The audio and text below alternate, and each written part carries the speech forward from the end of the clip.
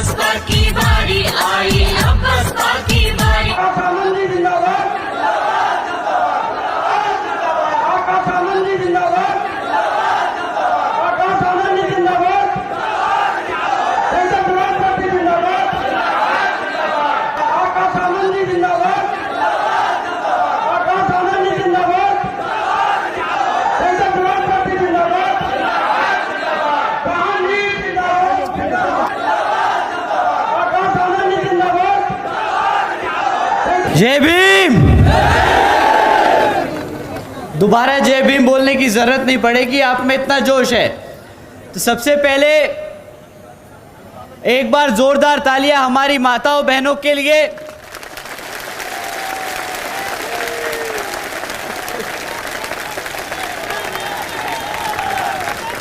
हमारी माताएं बहनें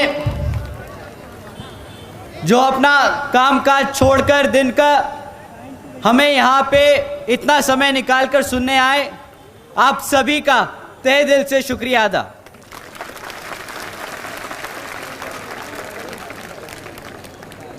एक बार जोरदार तालियां हमारे सभी बड़े बुजुर्गों के लिए।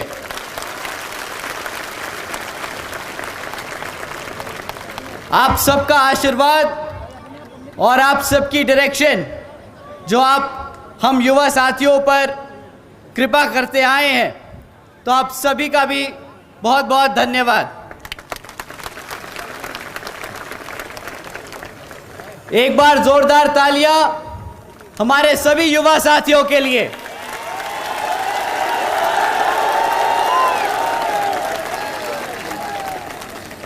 बहुत समय हो गया, काफी समय से हमारे युवा साथी इधर उधर भटक रहे थे, परंतु जब से बहन जी ने 50% युवा साथियों का हक बनाया है पार्टी की हर स्तर की कमेटी में, तब से सारा युवा साथी बसपा में वापस आ गया।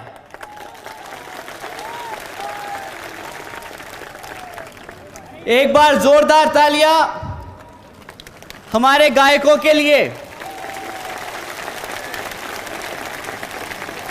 आप इतनी देर से हमारी पूरी जनता को मनोरंजन करते आए, तो आप सभी का तहे दिल से शुक्रिया अदा।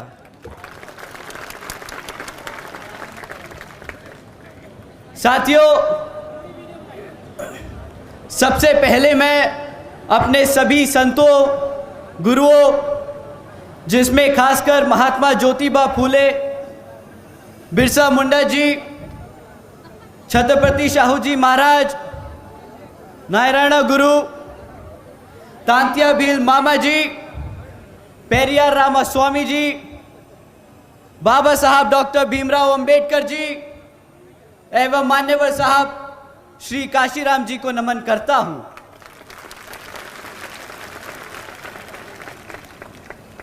मान्यवर साहब श्री काशीराम जी की एकमात्र उत्तराधिकारी हमारी आदरणीय बहन कुमारी मायावती जी को भी नमन करता हूं।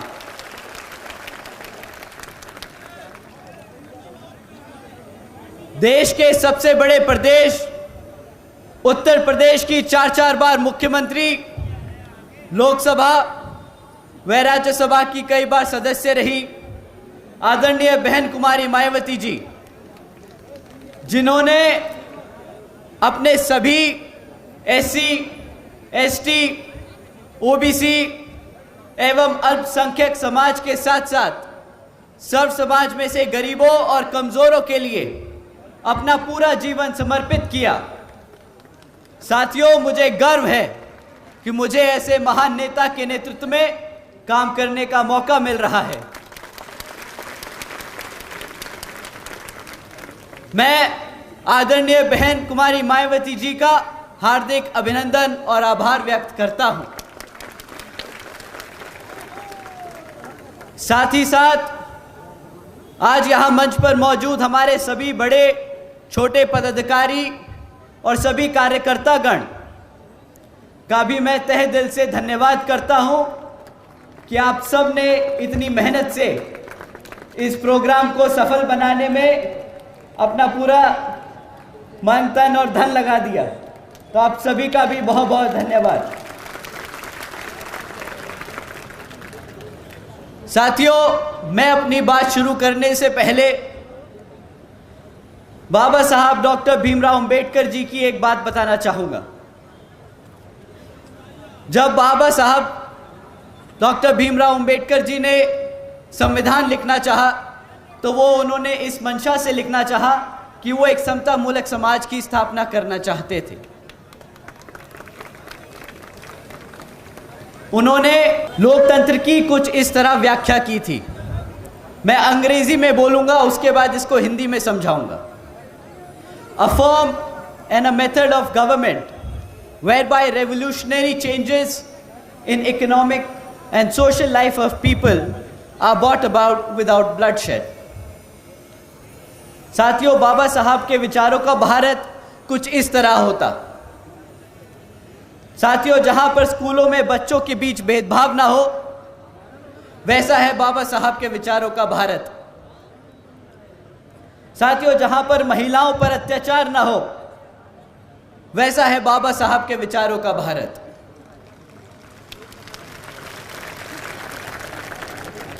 साथियों, जहां हर जाति और हर धर्म को बराबर का सम्मान मिले, ऐसा है बाबा साहब के विचारों का भारत। परंतु दुख तो इस बात का है साथियों कि हमारे एमपी में बीजेपी की सरकार संविधान के हिसाब से नहीं, कुछ लोग, मनुवादी लोग जो इस तरह की सोच रखते हैं, उनके हिसाब से चल रही है। साथियों, आप सब श्रीमती भारती कसडेकर जी के बारे में जानते हैं कि किस तरह उनके परिवार के साथ, उनके परिवार के 5 सदस्यों के साथ यहाँ पे बेदर्दी से उनके 5 सदस्यों की हत्या कर दी गई थी। साथियों, हैरानी की बात यह नहीं कि उनके परिवार के 5 सदस्यों की हत्या कर दी गई। यहां पर हत्या होना अब आम बात हो गया है। परंतु हैरानी की बात यह है कि जब भारती जी 200 किलोमीटर पैदल चलकर अपने ही जाति के गवर्नर जी से मिलने आई, मदद मांगने आई, तो गवर्नर साहब ने उनसे मिलने से ही इनकार कर दिया। साथियों, इस मनुवादी सोच रखने वाली सरकार में लोग ऐसे हैं कि चाहे उनकी जात और धर्म आपसे मिलती हो, परंतु उनकी सोच आज भी उन मनुवादी लोगों की तरह है। साथियों, जिस सरकार में अपने ही समाज के लोग मदद करने से इनकार कर दें, वो सरकार के बारे में आप सब बखूबी जानते हैं। साथियों, आप लोगों ने रामजी लाल अहिरवार के बारे में भी सुना होगा कि किस तरह दो मनुवादी सोच रखने वालों ने उनकी मार मार के पीट पीट कर हत्या कर दी। और किस बात पर उनकी हत्या कर दी? इस बात पर कि उन्होंने उन्हें माचिस देने से इनकार कर दिया। साथियों, यह शासन है इस बीजेपी की सरकार का, जहां पर हमारे समाज बिल्कुल भी सुरक्षित नहीं। अभी 8-10 दिन पहले की बात है, आप सबने सुना होगा कि किस तरह एक 15 साल की बच्ची का बलात्कार कर उसे उज्जैन की सड़कों पर फेंक दिया मरने के लिए। साथियों, ये सिर्फ कुछ घटनाएं हैं उन 16,900 में से, जिनके आज भी परिवार उस दर्द से गुजर रहे हैं जिसका मैं दुख शब्दों में बयान नहीं कर सकता। साथियों, इन कांग्रेस और बीजेपी वालों की अगर मैं दोनों शासनकाल के दिन मिला दूं, तो हमारे समाज के खिलाफ अत्याचारों की घटनाओं के किस्से इनके शासनकाल के दिनों से भी ज्यादा हो जाएंगे। पर साथियों, अब समय आ गया है इन सब को उल्टा जवाब देने का। कमलनाथ जी और शिवराज जी को बताने का कि हम पिछले 5 साल में कुछ भी नहीं भूले हैं, और अब जब आप हमारे बीच में आएंगे तो हम आपको बता बता के याद दिलाएंगे कि किस तरह हमारे 16,000 से ज्यादा परिवारों के साथ जो अत्याचार का हुआ है उसका बदला हम यहां मध्य प्रदेश की हर एक विधानसभा पर बसपा का परचम लहरा कर लेंगे।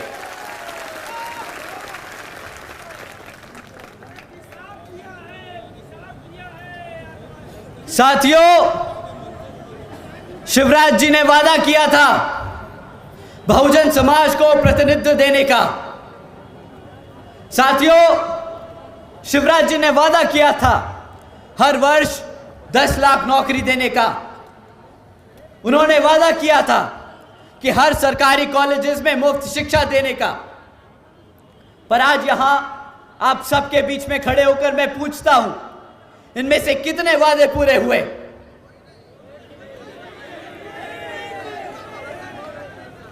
साथियों,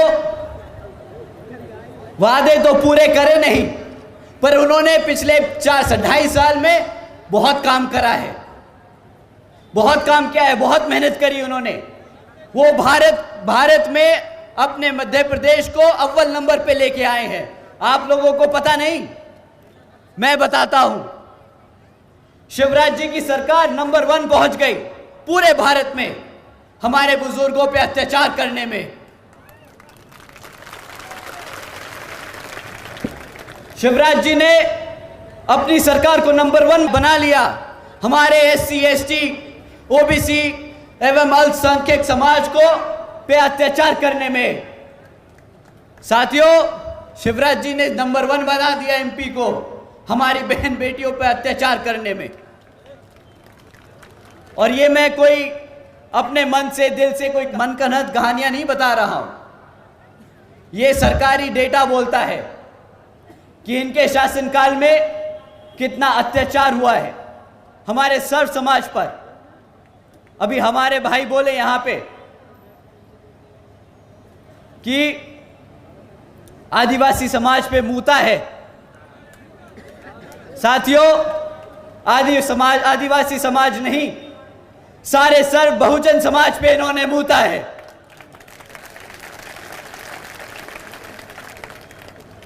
इसका जवाब अब आपको देना होगा। इस बारी जब ये आपके बीच में आए तो पूछना नहीं कि आपने क्या काम किया, पलट के बताना कि भाई साहब आप आए तो जरूर हैं, पर अब आपके जाने का समय आ गया है।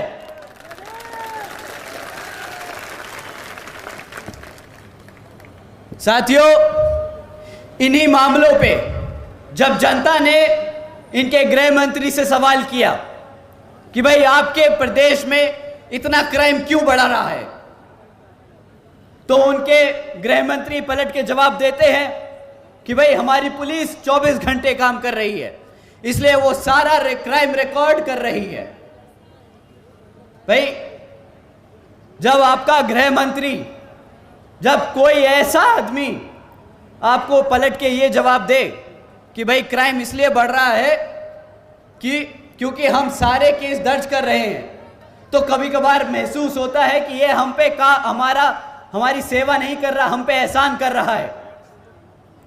साथियों, या तो वो आदमी हम पर एहसान कर रहा है, या जो आदमी ऐसा जवाब दे वो बिल्कुल ही निहायत ही बेवकूफ और गधा आदमी है। क्यों? इसीलिए सरकार में बिठाया था आपको। आज जनता पूछेगी, चुनाव आ रहा है, पूछेगी कि पुलिस को सिर्फ रिकॉर्ड रखने के लिए रखा था या फिर हमारी जनता को, हमारे समाज को बचाने के लिए रखा था। साथियों, चाहे जो भी बात रही, अगर कोई व्यक्ति ऐसा जवाब दे जो उस पद पर बैठता है, तो उस आदमी को उस पद पे बैठने का कोई हक नहीं। और जो मुख्यमंत्री ऐसे आदमी को अपने पद में बैठने दे, उस मुख्यमंत्री को सरकार चलाने का कोई हक नहीं।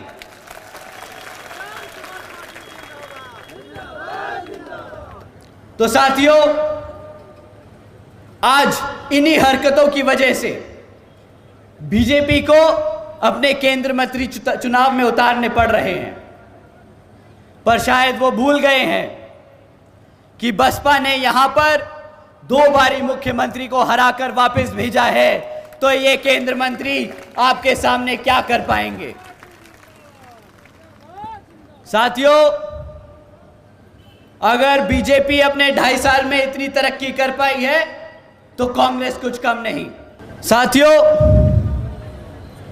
कांग्रेस इतने सालों से यहां पर सरकार चलाती आई है, पर जब आप उनसे पूछेंगे कि भाई चुनाव आ रहा है, आप अपने काम बताइए कि आपने करा क्या इतने सालों तक, तो वह आपके सामने आके एक मैनिफेस्टो खड़ा कर देंगे कि हम अगर सरकार में आएंगे तो ये 1 2 3 4 काम करके दिखाएंगे।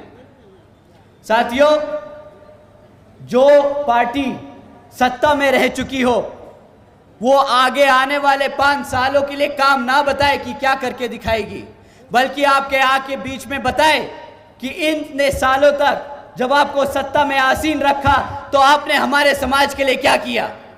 और हाँ साथियों, जब आप उनसे ये पूछेंगे कि भाई जितने सालों से जब आप राज कर रहे थे तो हमारे समाज के लिए क्या किया,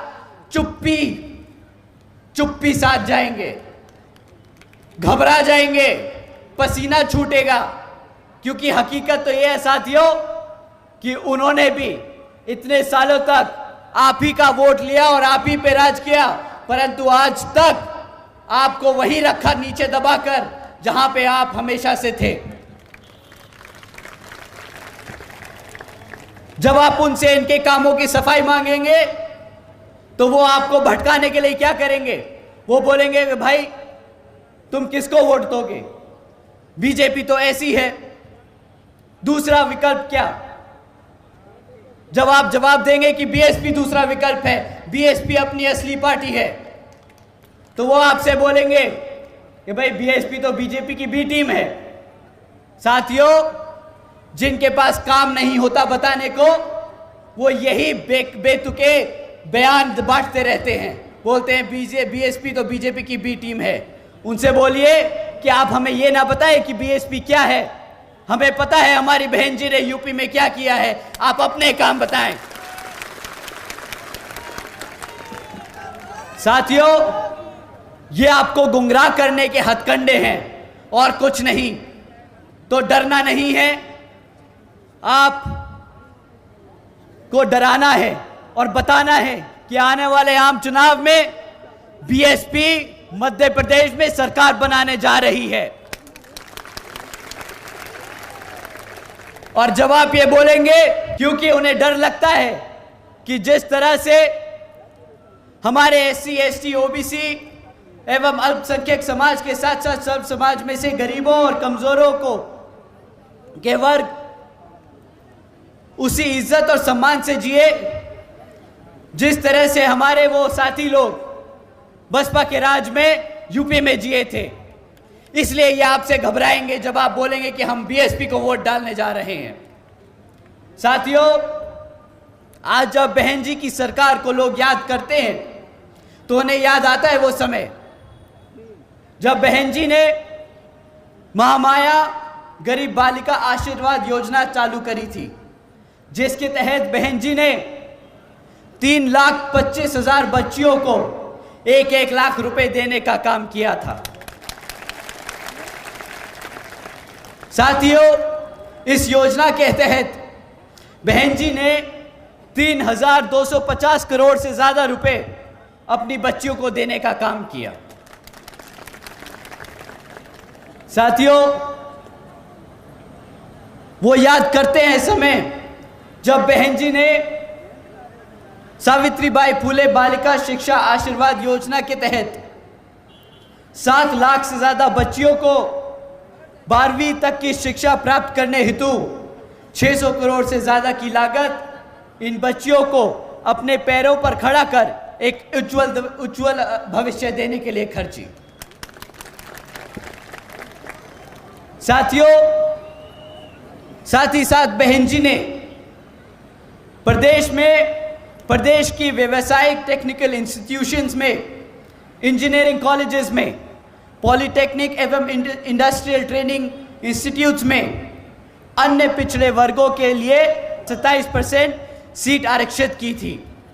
और साथ ही साथ देश में पहली बार सरकारी कॉलेजेस के स्टूडेंट हॉस्टल्स में भी अन्य पिछड़े वर्गों के छात्रों के लिए 27% आरक्षण की व्यवस्था तय की। साथियों, बहन जी ने सरकारी नौकरियों के साथ साथ सरकारी ठेकों में भी आरक्षण की व्यवस्था तय और लागू की।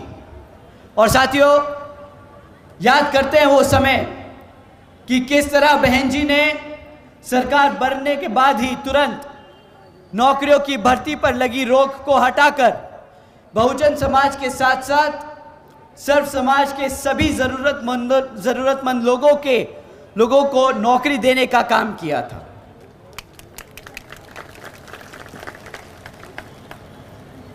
साथियों, बहन जी ने कृषि एवं संबंधित कार्यों में मिनिमम वेजेस को 55 रुपए से बढ़ाकर 100 रुपए प्रतिदिन कर दिया था। और अन्य पिछड़े वर्गों के लोगों की क्रीमी लेयर की वार्षिक आय सीमा 3 लाख रुपए से बढ़ाकर 5 लाख रुपए कर दी थी। साथियों, आदरणीय बहन जी ने अपने शासनकाल में 90,000 से अधिक शिक्षकों को सरकारी नौकरी दी, 1 लाख से अधिक सफाई कर्मचारियों को भर्ती किया, 2 लाख से अधिक जवानों को पुलिस फोर्स में भर्ती किया। और साथियों, इससे 2 फायदे हुए। एक तो हमारा युवा वर्ग नौकरियों पे लग गया और दूसरा हमारे युवा साथियों को अपना प्रदेश और अपना घर छोड़कर दूर नहीं जाना पड़ा अपना पेट पालने के लिए। तो साथियों, अब समय आ गया है हमें बाबा साहब के दिखाए रास्तों पर चलकर और मान्यवर साहब के बताए तरीकों का इस्तेमाल करके, और भूलना नहीं बहन जी के बेबाक अंदाज को हमें अपने दिल और दिमाग से अपनाना होगा। तो साथियों, समय आ गया है कि अब हम सब एकजुट होकर हमारे समाज के हर एक व्यक्ति को बसपा से जोड़ने का काम करें और बता दें कि हम आ रहे हैं हर उस चीज के लिए जो इस संविधान में हमारे समाज के लिए हमारे गुरु देकर गए हैं, बाबा साहब डॉक्टर भीमराव अंबेडकर जी।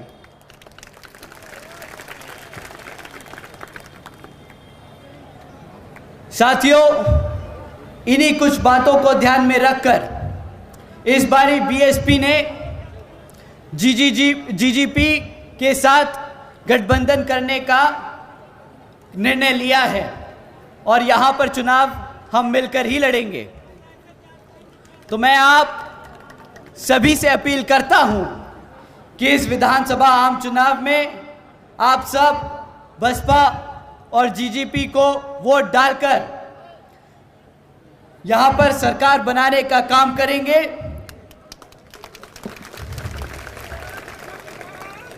जो यहां पर सरकार बनने के बाद मध्य प्रदेश में भी बहन जी मॉडल ऑफ गवर्नेंस के तहत चलकर यहां पर भी सभी का उत्थान करने का काम करेगी। अंत में मैं एक बार फिर से यहां मौजूद सभी माताएं, बहनें, हमारे बड़े बुजुर्ग, हमारे सभी युवा साथी, हमारे सभी छोटे बच्चे, मैंने यहाँ देखा आज मीटिंग में 2-2 साल 1.5 साल के बच्चे भी मौजूद हैं। हमें पता है कि हमारी माताएं अपने आने वाली पीढ़ी को बसपा के लिए तैयार कर रही है। और दिल खुश होता है देखकर कि मुझे एक युवा, सबसे पहले एक युवा कार्यकर्ता और बहन जी के आशीर्वाद से आपके बीएसपी का नेशनल कोऑर्डिनेटर बनाने का काम किया और आप सबके बीच आके लगा कि मुझे एक कार्यकर्ता को इससे बढ़िया साथी कभी नहीं मिल सकते थे।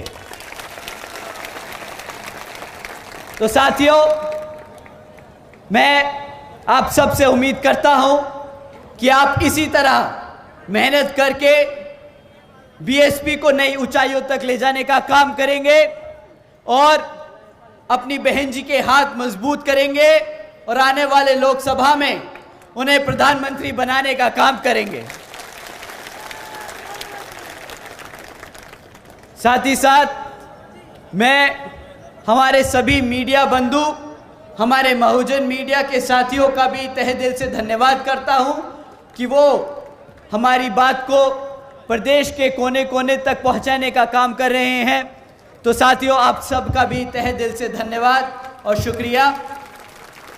मैं अपनी बात यही समाप्त करता हूं। जय भीम, जय भारत, जय बहन जी।